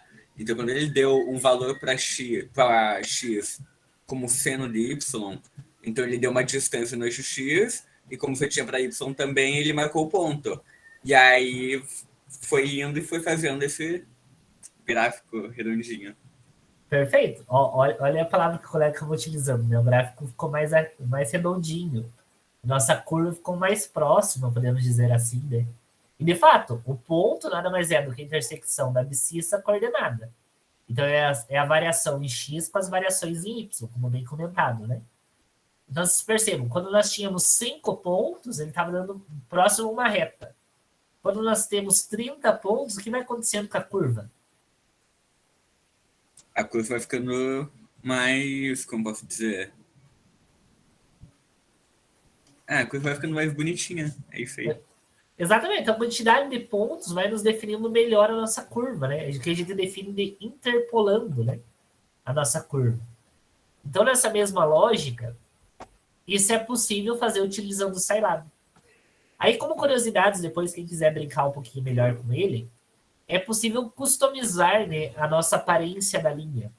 Então, por exemplo, eu posso modificar a cor, o tipo de linha, o tipo de marcador. Como que eu faço isso? Já vamos ver, ó.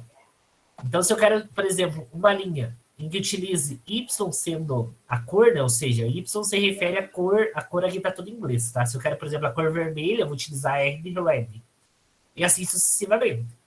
O estilo de linha, se eu quero que a linha seja contínua, tracejada, pontilhada, traço de ponto. Se eu quero sem linha, né? O estilo de marcação, posso fazer uma linha utilizando sinais de mais, utilizando círculo. Acho que até que no material tem algumas construções, ó. Uma utilizando a curva tracejada, uma utilizando a curva, aqui ficou bem ruim de visualizar, era utilizando bolinhas, né? Aqui era utilizando a ideia, era amarela e bolinhas, ó. Por isso, Y de amarela, né? Do yellow, e bolinha indicando que cada bolinha seria o pontinho, né? Na mesma lógica, eu posso fazer customizando para sinais de mais. Dá para fazer o esboço de mais de uma função, né? Por exemplo, função seno e cosseno no mesmo esboço. Vamos tentar fazer seno e cosseno no mesmo esboço. Para a gente perceber as relações entre as duas, né? Ó, deixa eu apagar aqui de novo. Ó, o vetor X vai ser o nosso vetorzinho dado por linspace. Eu vou atribuir de 0 a 2π, né? 0 a 2 e colocar 30 pontos, que aí nós já sabemos que é melhor a visualização do gráfico, né? E aí, da mesma lógica, eu quero que eles mostrem a função seno de x, já que x era maiúsculo lá, a função cosseno de x, e aí ele vai plotar, então, o x, né, o y, o z. O x e o z. Estou atribuindo esses pares ordenados. E nós temos, ó, em azul, a nossa função seno, e em verde, a nossa função cosseno, né? O que nós podemos falar das duas funções? Elas têm a mesma paridade? Ou seja, as duas são pares ou as duas são ímpares?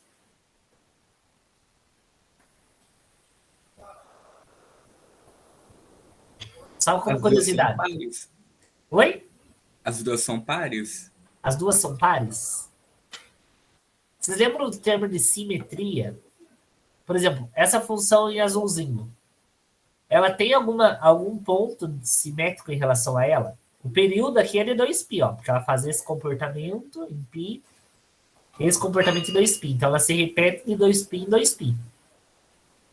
Mas ela parte da origem. Aonde vai estar o simétrico dela? Ou seja, aonde... Oi? Vai ser onde elas se cruzam? Isso. Elas se cruzam, não. Ó, observe, por exemplo, a função seno, ela tem esse comportamento. Onde nós vamos encontrar, por exemplo, a simetria dela, esse mesmo... É que ficou as duas no mesmo esboço, né? Deixa eu fazer só a função seno. Vamos lá. Pense 0 a 2.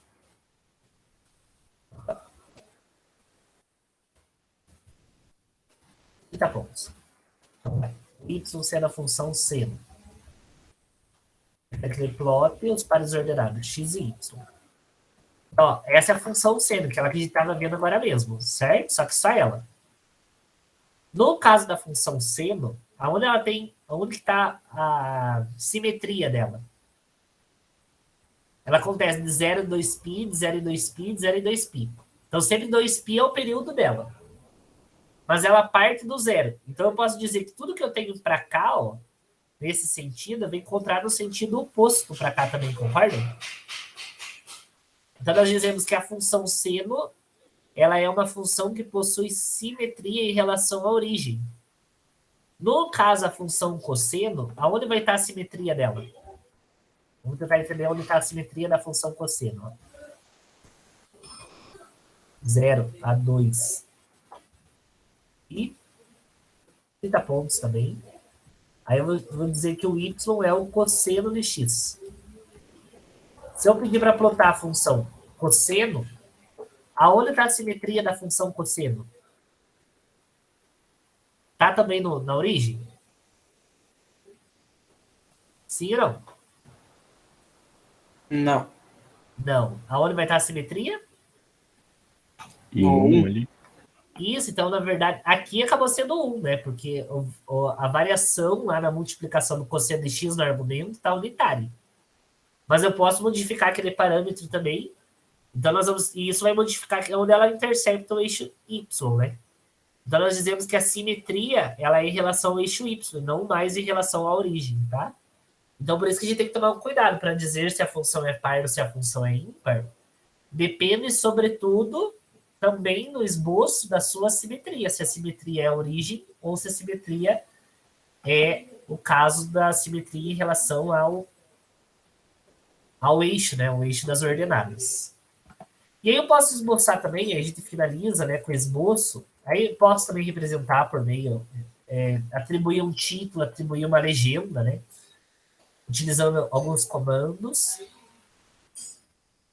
E aí, para representar no R3, né, que seria um esboço tridimensional, deixa eu só verificar aqui onde está o tridimensional. Então, ele também pode desenhar alguns gráficos em 3D, né? Então, quando a gente tem superfícies que envolvam uma função com duas variáveis, por exemplo, a função x e y. Então, no Scilab, as variáveis são vetores, né? Então, isso aqui a gente trabalha mais no caso de quando estamos trabalhando, quem for para das engenharias, né? Quem for em cálculo, por exemplo, estuda bastante funções no 3D, né? Então, só para a gente poder brincar um pouquinho, vamos plotar, por exemplo, esse primeiro gráfico aqui, ó, só para a gente entender o que se trata, né? Como fazer um esboço dele. Então, vamos lá. Então, no 3D, a gente vai utilizar o comando plot 3D, tá? Para a gente finalizar. Então, ele vai permitir traçar gráficos de funções do tipo. Então, até o momento, no 2D, nós temos as funções do tipo y igual a f de x, né? A gente sabe que uma função no 2D é uma função do tipo y igual a f de x. Então, a função y depende exclusivamente da variável x. No caso de uma função tridimensional, nós vamos ter aí uma função z, que ela vai depender da variável x e da variável y, certo? Então, a variável dependente z é uma matriz, dizemos, de uma dimensão que depende da dimensão da matriz x e da matriz y. Então, nós podemos dizer que z é o valor da superfície desses pontos, né? Vamos entender como que isso acontece no esboço. Então, eu posso dizer assim que x será os valores de 0 até de 0 a 0,1 e 1 décimo, ele vai de 0 a 2 π, tá? Então, eu estou atribuindo um valor, a função que ele vai de 0 até 2 π de 1 e 1 décimo. A minha função, ó, perceba que ele foi de 0 a 2 π pulando de 1 e 1 décimo, né? É o intervalo de cada valorzinho assumido para o x. Em y, eu quero atribuir o mesmo valor do x, tá? Então, em y foram atribuídos os mesmos valores para x. E aí eu preciso encontrar o valor do z, né? O z vai ser o meu cosseno de x, por exemplo, vezes o seno de x. Então, essa seria a minha função z. Tá? E vamos ver o que vai acontecer com essa função. Aí ele vai pedir. Vai colocar cosseno de x vezes seno de x'. Identificar que são outros valores. Perfeito. E aí vamos plotar agora o gráfico, né? Da função 3D. Leva em consideração x, x e z, né? Ai, esqueci do x'. 3D, x, x', z. Correto. Deixa eu ver aqui. Eu ia fazer esse mesmo esboço, né? A ideia é que ele gerasse semelhante a essa telha aqui, né? Nós temos um telhado aqui, concordam? Que é uma figura em 3D.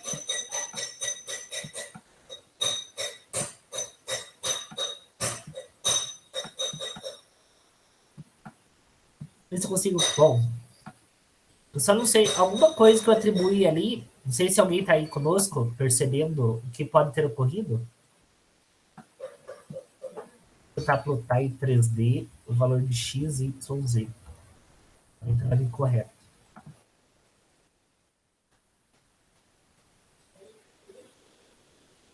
Boa pergunta.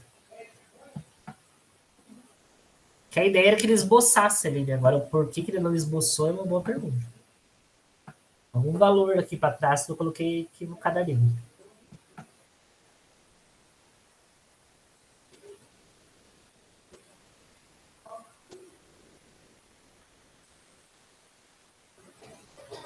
O esboço em 3D, a ideia é que ele gere a figura tridimensional, né? Mas depois eu verifico no material se de repente eu coloquei algum valor errado e agora na hora de utilizar acabei utilizando o mesmo comando equivocadamente. Mas eu verifico antes de encaminhar para vocês, tá? E daí as curvas paramétricas, curvas de níveis, que são trabalhadas bastante em cálculo 2, cálculo 3, né? Por exemplo, tem uma turminha de métodos matemáticos da licenciatura em física. Eles trabalham bastante com essa relação das curvas de níveis.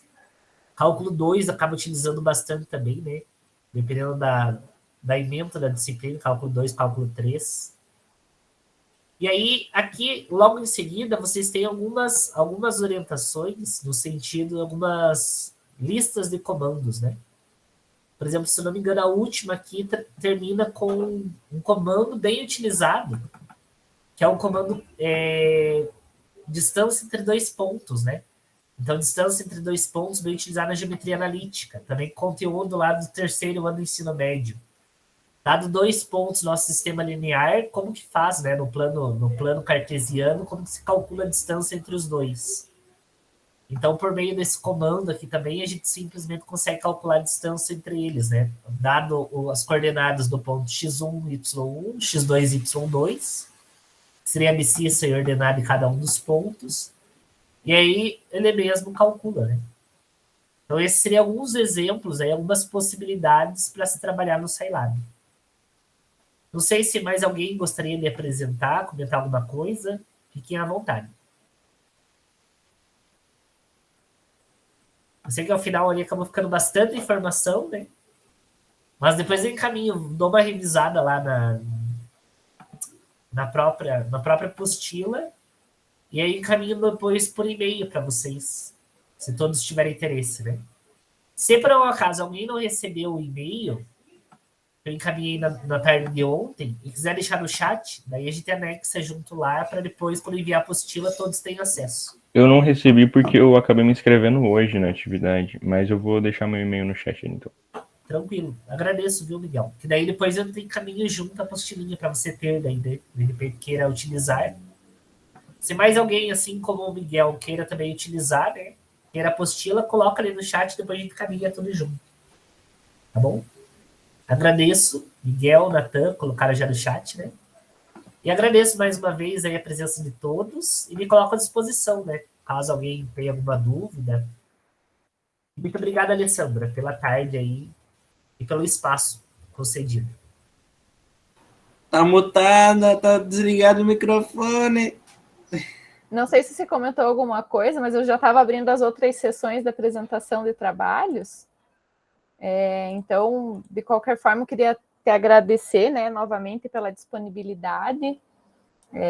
A oficina foi muito proveitosa. Depois, se você quiser e puder também compartilhar esse material para a gente postar na página do evento, que aí também mais pessoas podem acessar, porque como a gente vai disponibilizar a gravação no YouTube, né, aí a gente abre aí também, né, amplia aí esse materialzinho que você organizou aí com tanto empenho. Obrigada novamente, André.